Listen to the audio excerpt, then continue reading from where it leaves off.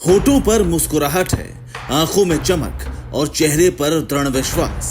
विनेश फोगाट अब नई जंग लड़ने के लिए तैयार हैं, जिसका ऐलान उन्होंने भरी सभा में किया।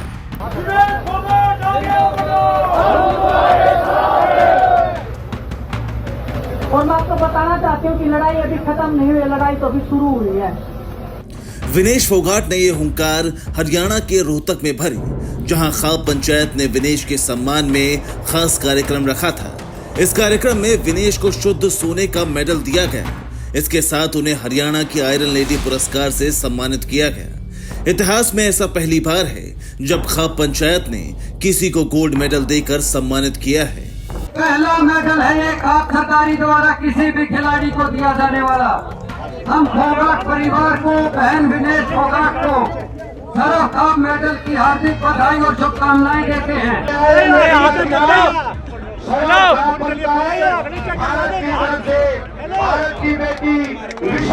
इस मौके पर विनेश की एक झलक पाने और उनके सम्मान में हजारों की भीड़ यहां मौजूद थी।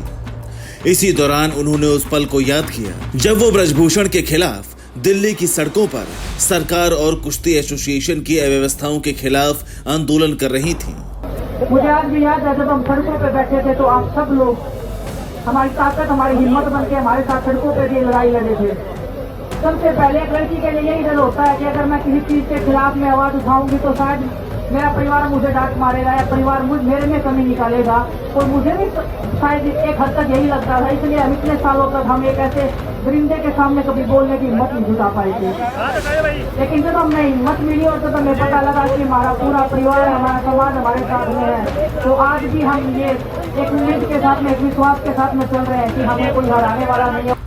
मंच से विनेश अपनी बात रख रही थी कि तभी भीड़ से विनेश फोगाट के लिए नारे लगने लगे। विनेश ने 2 सेकंड के लिए मौन साधा और ऐलान किया कि ये लड़ाई अभी बाकी है।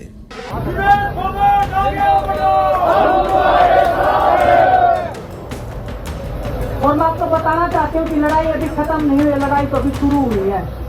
सवाल है, विनेश किस जंग की बात कर रही हैं? फिलहाल 2 बातें निकलकर सामने आती हैं। नंबर 1, विनेश ब्रजभूषण शरण सिंह के खिलाफ फिर मोर्चा खोल सकती हैं। नंबर 2, वो कांग्रेस के टिकट पर चुनाव लड़कर अपना राजनीतिक सफर शुरू कर सकती हैं।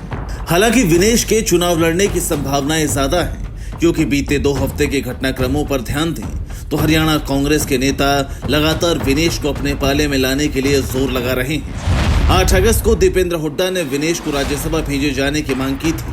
17 अगस्त को विनेश दिल्ली पहुंची तो दीपेंद्र हुड्डा उनके स्वागत के लिए एयरपोर्ट पर मौजूद थे। 23 अगस्त को हुड्डा परिवार ने विनेश और उनके पति से मुलाकात की।